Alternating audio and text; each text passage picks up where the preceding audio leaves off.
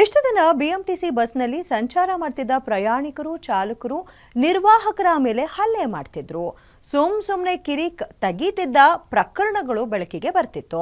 ಆದ್ರೀಗ bus ನಿಲ್ದಾಣಗಳಲ್ಲಿ ಬಾಡಿಗೆ ಪಡೆದ ಅಂಗಡಿ ಮಾಲೀಕರಿಂದಲೂ ಬಿಎಂಟಿಸಿ ನೌಕರರ ಜೀವ ರಕ್ಷಣೆಗೆ ಭದ್ರತೆ ಬೇಕಾಗಿದೆ. ಯಾಕೆ ಅಂತೀರಾ? Take a look.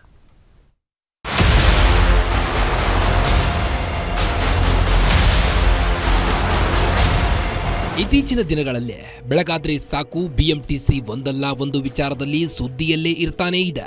BMTC bus ಅಲ್ಲಿ ಆಕ್ಸಿಡೆಂಟ್ ಮಾಡುತ್ತಂತೆ. ಬಿಎಂಟಿಸಿ ಬಸ್ ಗುದ್ದಿದ್ದಕ್ಕೆ ಅವರು ಸತ್ರಂತೆ. ಇವರಿಗೆ ಗಂಭೀರ ಗಾಯವಂತೆ ಅಂತೆಲ್ಲ ಸುದ್ದಿ ಕೇಳ್ತಾನೆ ಇರ್ತೀವಿ. ಆದ್ರಿವತ್ತು ಜಸ್ಟ್ ಫಾರ್ ಅ ಚೇಂಜ್ ಎನ್ನುವಂತೆ ಬಿಎಂಟಿಸಿ ಚಾಲಕನಿಗೆ ವ್ಯಕ್ತಿಯೊಬ್ಬ ಮಾರಣಾಂತಿಕ ಹಲ್ಲೆ ನಡೆಸಿರುವುದು ಬೆಳಕಿಗೆ ಬಂದಿದೆ. ಶರ್ಟ್ ಬಿಚ್ಚಿ ನೀನು ರೌಡಿ ತರ ಆಕ್ಟಿವೇಟ್ ಮಾಡ್ತೀಯಾ? ಏನ್ ಬಿಎಂಟಿಸಿ ಕಂಡಕ್ಟರ್ಗಳು ಅಂತ ಸುಮ್ಮನೆ ಮಾಡ್ಕೊಂಡಿಯಾ? ಟೀ ಚೆನ್ನಾಗಿಲ್ಲ ಅಂದಿದ್ದಕ್ಕೆ ನಡೀತು ಮಾರಣಾಂತಿಕ ಹಲ್ಲೆ. ಪಾತ್ರೆಯಿಂದ ಹಲ್ಲೆ. ಬಿಎಂಟಿಸಿ ಚಾಲಕನ ತಲೆಗೆ 12 ಹೊಲಿಗೆ. ಸಾರಿಗೆ ನೌಕರರಿಗೆ ರಕ್ಷಣೆ ಕೊಡಿ ಅಂತಿದೆ ನೌಕರರ ಸಂಘಟನೆಗಳು. ಹೌದು, ಬಿಎಂಟಿಸಿ ಡಿಪೋ 45ಕ್ಕೆ ಸೇರಿದ ಬಸ್ ಓಡಿಸುತ್ತಿದ್ದ ಶಿವಮೊಗ್ಗ ಮೂಲದ ಚಾಲಕ ಮೂಗಪ್ಪ ಎಂದಿನಂತೆ ಇಂದು ಮೆಜೆಸ್ಟಿಕ್ ಬಸ್ ನಿಲ್ದಾಣದಲ್ಲಿ ಬಸ್ ನಿಲ್ಲಿಸಿದ್ದಾರೆ. ಬೆಳಗ್ಗೆ ಆಗಿದ್ದರಿಂದ ಬಸ್ ನಿಲ್ದಾಣದಲ್ಲೇ ಇದ್ದ ಶಾಪ್ ನಂಬರ್ 21ರ ಬಳಿ ತೆರಳಿ ಟೀ ನೀಡುವಂತೆ ಕೇಳಿದ್ದಾರೆ. ಇದಕ್ಕೆ ಹಣವನ್ನ ಕೊಟ್ಟಿದ್ದಾರೆ. ಕಾಂಡಿಮೆಂಟ್ ಸಿಬ್ಬಂದಿ ಗುರುರಾಜ್ ಕೊಟ್ಟ ಟೀ ಚೆನ್ನಾಗಿಲ್ಲ ಅಂತ ಹೇಳಿದ್ದೇ ತಪ್ಪಾಯಿತು.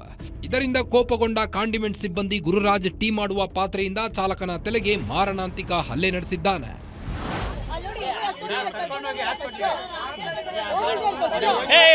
ಇಲ್ಲೇ ಫಸ್ಟ್ ಏಡ್ ಐತಿ ಗುರು, ಒಂದ್ ನಿಮಿಷ ಹೋಗ್ಬೇಡ, ಎಲ್ಲರೂ ನೋಡ್ಲಿ, ಸ್ವಲ್ಪ ಬ್ಲಡ್ ಹೋಗ್ತೈತೆ. ಹಲ್ಲೆಯ ತೀವ್ರತೆ ಎಷ್ಟಿತ್ತು ಅಂದ್ರೆ ಮೂಗಪ್ಪ ಅವರ ತಲೆಗೆ ಬರೋಬ್ಬರಿ 12 ಹೊಲಿಗೆ ಹಾಕುವಷ್ಟರ ಮಟ್ಟಿಗೆ ಗಂಭೀರವಾಗಿತ್ತು. ಘಟನೆ ನಡೆಯುತ್ತಿದ್ದಂತೆ ಇತರ ಸಿಬ್ಬಂದಿ ಮೂಗಪ್ಪನನ್ನ ಆಸ್ಪತ್ರೆಗೆ ದಾಖಲಿಸಿ ಚಿಕಿತ್ಸೆಯನ್ನು ನೀಡುತ್ತಿದ್ದಾರೆ.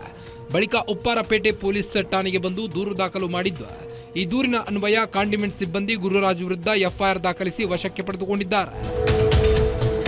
ಅದೇನೇ ಇರಲಿ, ಟೀ ಚೆನ್ನಾಗಿಲ್ಲ ಅಂದಿದ್ದಕ್ಕೆ ಈ ರೀತಿ ಹಲ್ಲೆ ಮಾಡಿರುವುದು ಎಷ್ಟು ಸರಿ ಅನ್ನೋ ಪ್ರಶ್ನೆ ಇದೀಗ ಉದ್ಭವಿಸಿದೆ.